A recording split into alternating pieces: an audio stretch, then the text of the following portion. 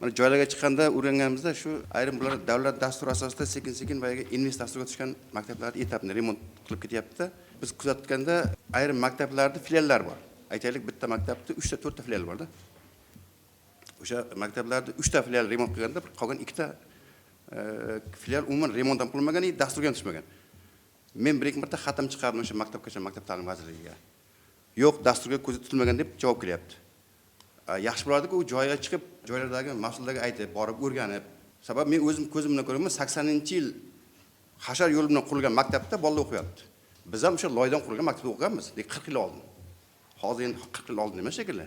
Maktablarni ta'mirlash bu mahalliy hokimliklar tomonidan hududda har yili investitsiya dasturlari uchun takliflar shakllantiriladi. Uni bilasiz.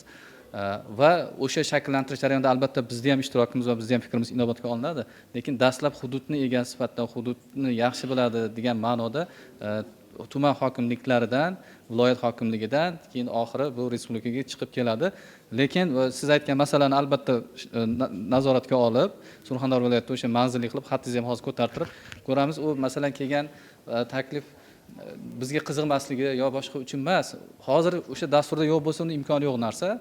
Lekin tasavvur qiling, 11 mingga yaqin maktabimiz bo'lsa, maktabgacha maktab ta'lim vazirligi chiroyli maktablar bo'lishini, o'qituvchilarimiz chiroyli joyda dars berishni orzu qiladi o'zi.